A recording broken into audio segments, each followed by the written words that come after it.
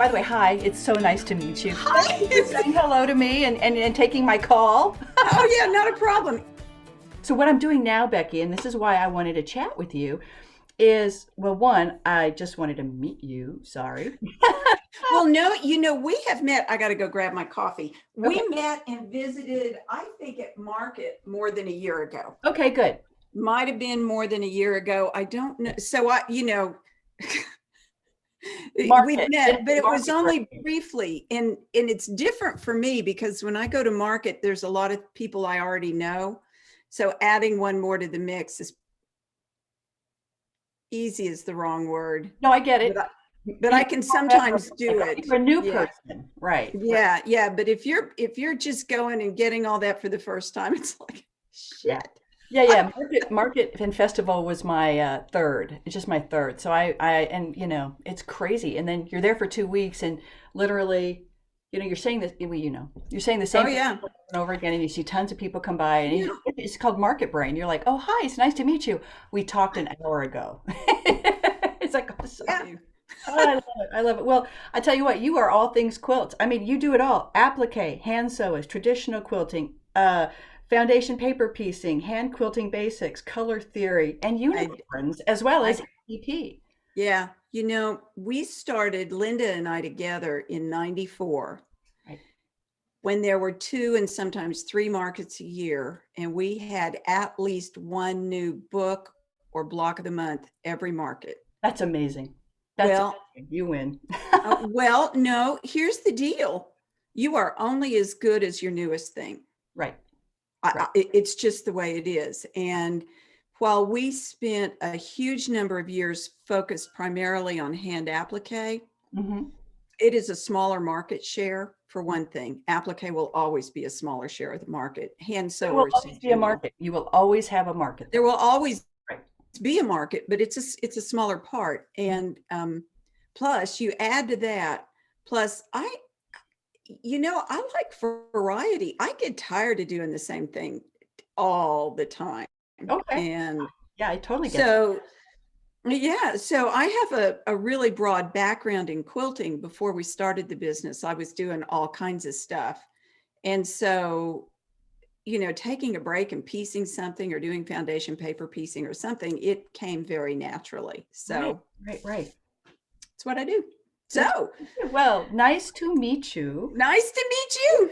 Yeah. Well, I thought maybe we Yeah. could do a little segment for the cool tools piece, or even if you want to do a whole whatever, I would love I that. can I can talk about the English paper piecing paper because it's Perfect. it's That's cool stuff. well, I'd love that. Well, so this is what we're doing for Mhm. my Tiny Treasures group. What I'm doing with Tiny Treasures and the 9 and the 12 is I'm breaking up the pattern onto multiple pages as PDF downloads so that people can print them out on freezer paper. Anything. Yeah. And with EPP paper, I think would be fabulous. So, you know what? Because you could English paper piece these, you could hand piece them. Either way. Yeah. So tell me about the product, or tell us all about the product, because I All know right. I have now people listening to us about this. Okay. All right. So you're recording already, I am. right?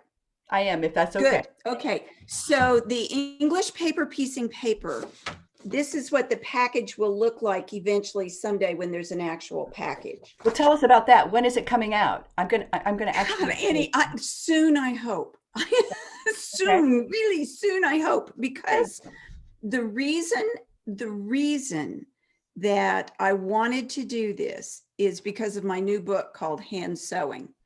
And in it, there are eight, I think there's eight. This is me. You know how long it's been since I made the quilt. I think there's eight patterns in there, eight different English paper pieced patterns that finish at 8 inches square. Now, of course, you could enlarge or reduce in the same way you could enlarge or reduce your patterns, but they're like original, right? They're specific to that book. So you can't just go out and buy packages of hexagons or whatever, because you can't. So I thought to myself, well, you generate the pattern, you print it on cardstock, and then you make your own papers. Easy. It's easy. But then I had to go buy the cardstock, and cardstock at like the art supply store is typically a little too heavy. Okay. So then you go to the office store, and you have to buy 500 sheets, Right. which was excessive. And then you've got to guess, you're standing there in front of all these reams of paper, and you're trying to guess exactly which weight cardstock is the best weight. And do you want one that's a little bit shiny or one that's not a little bit shiny? Which one do you want? So I bought a ream, and it was okay. But then I talked to the folks at C&T, and I said, people are going to want to buy this, and they're not going to want to buy 500 sheets. And it would be really nice if you let me pick the paper. So they went out and got a bunch of paper samples, and I got to pick them. And then we said, yes. And that's what's going to be in the package. Perfect. English paper piecing, specialty papers. How many sheets of 8.5 by 11 in your pack? 25. 25. 25, which is a good number. And if, I can't remember exactly, because I haven't had it in my hand yet. I think they're in the neighborhood of $9.95 a package. Okay. They might be a little more. Okay. I don't think they're less. So for people who are quilt cave dwellers like me, I've got one thing that I do, and I love it. I love gemstones, and I love freezer paper piecing technique. That's my jam. That's what I've been doing for the last 20 plus years. And it's kind of worked out for me, which is good. But I love the idea of doing some of the smaller pieces in English paper piecing. Can you describe what that's all about? What is yeah. Yeah. Okay. So the English paper piecing, it's an old technique. Okay. And the reason you need cardstock is because you print the pattern. Now for yours, if they're directional, you would either print the pattern flipped upside down, or you would know that it flips. Right. It just depends. Yeah. There's a thing to think through there, because you print. So for example, here, you print the things onto the cardstock. Right. You cut the shapes out. You could use a ruler and rotary cutter to cut them out because they're straight lines. I typically use scissors because sometimes a ruler will slip and then you have to start over. So you print, you cut all your shapes apart. You cut your fabric a little bigger than you might normally, because as you wrap the fabric around the paper pieces, the height of the paper occupies space in the seam. Got So it. you need a little more than 1/4 of an inch. You wrap the fabric around the paper and either baste it in place with a needle and thread or with glue. Glue. Okay. Both work. And see, the interesting thing is with the freezer paper piecing technique, you put the template on the top, the right side. This is on the bottom side. So this is on the underside. You can do whatever. If this is going to be a reversed pattern. So, but that's okay, because gemstones sparkle a trillion different ways. But yes, I'm thinking it really wouldn't matter. So, and the idea of, let's say you print and you've got all your numbers on one side, you really want this to be the side of the paper that you see on the back of your basted shapes. Absolutely. Right? Because if you can't see the numbers, it's a real problem. Right. But then you, it's really fun. You just whip stitch those shapes together. You just sew them together, and then you sew them together some more. The 3 kinds of stitches that people use. So you place them right sides together and you line them up. You want to use a relatively fine thread. Right. I like Aurifil's 80 weight cotton. Okay. In matching colors. That would be the thread I would choose, but there are other choices. I'm a sulky girl, so we have high count thread. So yeah. Yeah. It's fine. You want a fine thread that matches whichever fabric it needs to match to disappear the most. That's the one you want. And you whip stitch. Now there's whip stitching one way, and then there's whip stitching where you hold your needle at a little bit of an angle and you do it. And then there's sewing them flat. Like I am not a flat, so I don't like it. Okay. But some people do. And if that's you, go to town, sew it flat. Whatever works. Well, I'm going to get that URL and it for the class, so people can sign up for your class. And is it an on-demand class, or is it a? Yeah, it's an on-demand class, and it's a quilt. Oh, wait, I can show you the actual quilt that it Oh, is. good. It's called Stars and Pines. So Oh, that's beautiful. Oh, isn't that beautiful? it's a repeating 8-inch block, and then the center medallion that in mine, it's a Christmas tree. But if you color it a different way, it could be a propeller or windmills or whatever it is. So, but once you have the skill, right, the English paper piecing skills are completely transferable, certainly to the diamonds, because I'm looking at the diamonds and I'm thinking, I'd kind of like to sew one of those. I think that'd be fun. It would be something I wouldn't have to design myself. I'd be good with that. Well, Becky, it's been a delight meeting you, and I can't wait for your product. I've been waiting for this for all my life, and yeah, like Robert Redford in Havana, right? Um, All your life, yes. my life, and I'm excited about this because I think both the Tiny Treasures group will experiment with it, and I think the Diamonds and Drama Queens, and we need to collaborate sometime. So stay tuned, folks, about a collaboration between me and the fabulous Becky Goldsmith. So thank you, dear. It's great to Thank meet you. you. Thanks, MJ. All right, see you later. Bye bye. Hi, everybody. MJ Kinman here. It's great to have you back. And I wanted to share this particular conversation with my friend Swan Sheridan of Swan Amity Studios in our Cool Tools segment because she has created one of the coolest tools or sets of tools that I have encountered. And they happen to be free motion quilting gloves. Now, up to the point I met Swan and I discovered her invention, I was quilting in things like latex and vinyl gloves, right? The hands get all sweaty and gross and it's just awful. And then I found some cloth gloves. It's okay, but I was still having problems because my quilts are huge. My quilts are huge and I needed to get a handle on them. So I was at Houston a couple of years ago, my very first time at Houston, and this woman comes up to me and says, "Hi, I'm Swan. I'd like to have you try my gloves." And I'm like, "Well, I'd love to." And I haven't gone back. And I tell everybody about these gloves. So that's the backstory. And now I want to introduce you to Swan. Hi, it's good to see you. Okay, let me go ahead. Hi, everybody. I'm Swan. And I have to tell you, I just fell in love with MJ's quilts when I first saw them. But one of her friends stopped by my booth and said, my friend is free motion quilting all these amazing gem quilts, and I think she needs to have your gloves. And so I was like, well, by all means, not only do I want to tell her about gloves, but I've got to see these gem quilts.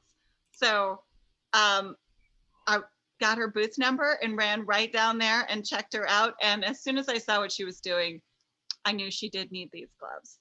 So I'm really excited that MJ and I have been able to talk about these things and find ways that we can spread the news about what is a really great product. And now if you love MJ and you love what she's been doing, then you're coming to a great resource. Well, let's show them what these gloves look like. And I tell you what, I'm going to put mine on. Mine are a little loved. They're well loved. These gloves last a long, long time, but I also use them quite a bit. But here they are. Woo! Look at this. Isn't that awesome? So you can see the last quilt I worked on was a quilt called Eclipse 2020, and it was last year that I did it, last February. I haven't made an art quilt in a year, Swan. Isn't that a crime? But here, I'm doing a new one. I just put that up yesterday. That's going to be a piece for the Smithsonian, my very first Smithsonian diamond. And it's going to be all about the Victoria Transvaal. So anyway, a new year, a new art quilt, and a new chance to wear these. Now, take a look at these. While I have them up, can you explain kind of what we're looking at, my dear? Absolutely. First of all, I'm excited about that quilt behind you. That's going to be fun. But what we're doing with these guys. Let's talk about what your gloves have to offer you. And then MJ can tell you how much she agrees with that.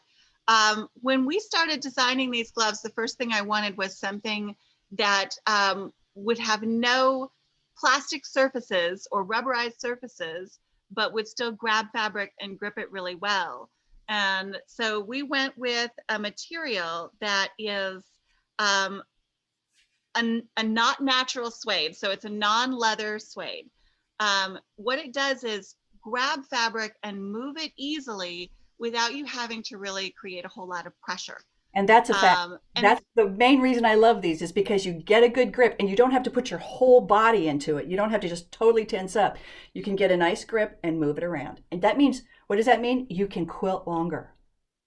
Okay, I'm sorry, I didn't mean to interrupt, but I have to say, yes, what she said. yeah, that's fine. We like that you endorse that. When we did that, we also added, and I think you might not be able to see it too. There we go. That's better in this light. You'll see there's a cushion at the bottom of the glove, and there's a cushion along the top of your palm pads. And the goal of that is to, once again, put your hands in a better position and decrease how much pressure you have to create as you work. And when you don't have to press down, less of your musculature is engaged all up your arm, all through your shoulders and your neck, and through your upper back. So what MJ is talking about with being able to quilt longer, that's because you're not engaging your musculature as actively as you would otherwise if you had to create more pressure. So your body lasts longer and works more easily. And at my age, that's important. Oh, at all ages, that's important. We need Right. these bodies to last as long as we can get them to. That's right. When we're thinking about the structures of your hands and how your hands and your wrists are working, once again, we wanted you to be in a glove that was going to provide you with support. So you're grabbing fabric easily, your hands are bumped into a better position with the pads, and then you're going to notice that your neoprene wristband is going to start right at the base of your thumb bone. So if it feels like your glove is just a little smaller than it should be when you put it on, that's good. You want that wristband to start at the base of the thumb bone, tighten the wristband, and let that neoprene provide you with a little bit of support so that you still have flexibility. You can move your hand, but when you're not trying to move your hand, there's a reasonable amount of support holding your wrist in a good position. So positioning and grabbing fabric and not having to press down. Now let's add on the features that are just fun and helpful. You want to be in a glove that is going to not make you sweat. So you're not just kind of rolling around in your glove and your hands are kind of smell funky. Right. We don't need that. So quilting is like a sport, right? I mean, it requires effort. It's body engagement. So we set up for the whole back of your glove to be like a sports glove. And be with sports mesh, so that you're breathing in your glove, your skin has access to the air, and these two fingers out on the end, they're going to help you to keep that airflow in the glove, first of all, but principally they're going to put your skin on the project. So for those of you who feel like wearing a pair of gloves is disengaging you from your work, you're not a happy fabric petter anymore. Now your fingers are out, they're on your project. You can feel what's happening with your project. So you're no longer surprised by things you might have been surprised by if you were fully encased in gloves. And finally, all these little black pieces here, these are touchscreen sensitive markers on your fingers and your thumbs. So are you in that situation where you're going to use your social media? Are you recording something? Are you looking into trying to watch your quilting video while you're working? Or try something new. If you need to engage your screens, you can do that now without having to worry about stripping your gloves off every time that maybe the phone rings, like now. Well, yes, exactly. And I have a Bernina, and my Bernina has a touch screen, and a lot of machines now do have the touch screen, so you don't have to constantly take your gloves off to be able to, change the setting or do something different or what have you. So Brilliant, brilliant. I love it. Peace, girl. All right. There's more than that, I know, but those are the main features, and it is truly one of my favorite gloves. And it comes in sizes. Talk about sizes. So we color code our sizes. MJ is wearing our medium size, which are red, and I wear the medium size red. When you get to design the gloves, you get to put your favorite color on your own size. So I am such a red girl.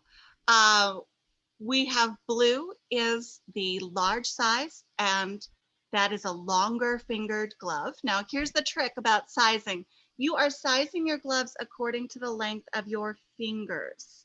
You want your fingers to go all the way up into the top of the gloves. That's how they're going to feel comfortable and work best for you. So if you're a longer fingered lady, which a lot of our taller quilters are, you're in the blue size. If you're kind of in the medium range, MJ and I aren't short women, but we are not super tall women. We are kind of right in the medium range. My husband actually wears the large, so that's helpful. Men wear the large size gloves most of the time. Our smaller size is green, that's smalls. And we find that that fits most of our ladies that are just a little bit smaller hand. If you wear a small glove and like a running glove, you're probably going to wear a size small from us as well. And we introduced the petite a couple of years ago. It's a purple for petite. And we like that the petite works for most of our shorter women. If you have a delicate hand or a smaller finger, you're going to like the petite glove.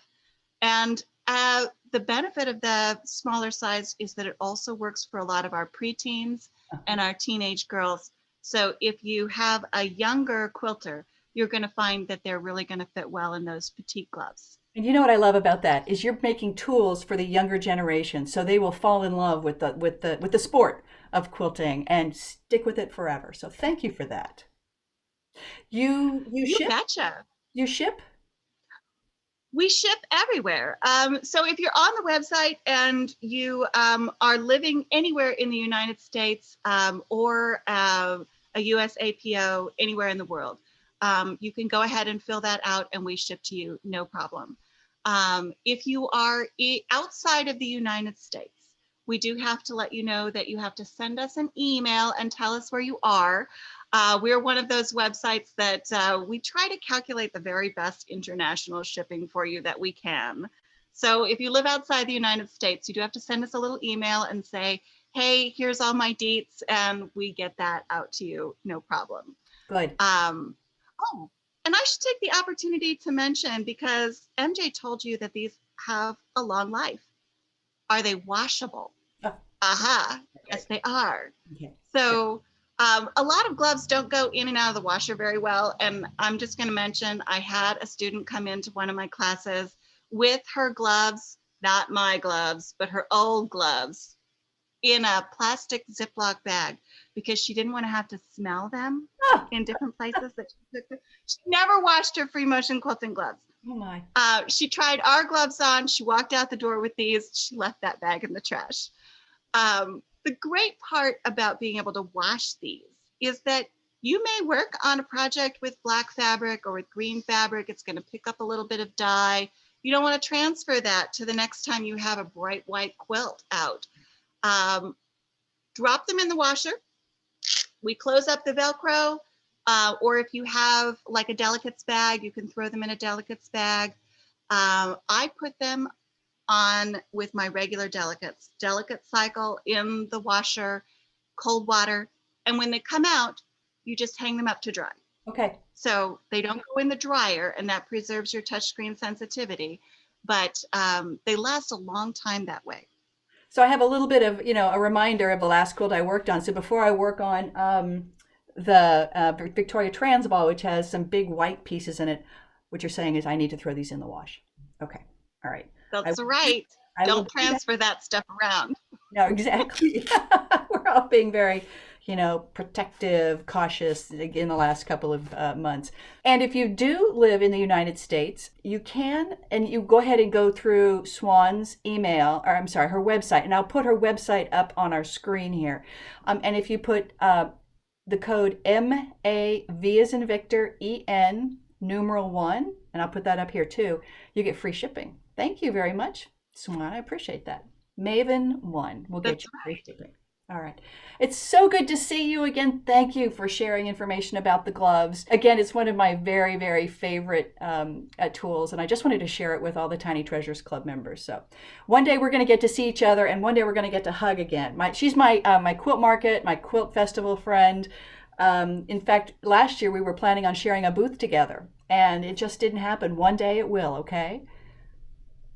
It's coming. One of these days, some of our lives will go back to relative sense of normality, and we'll get back some of those fun things like getting to hang out together at quilt shows. I know. I hope all of your Tiny Treasure crews are having a great time. I'm sure you know that you're in great hands with this fabulous woman.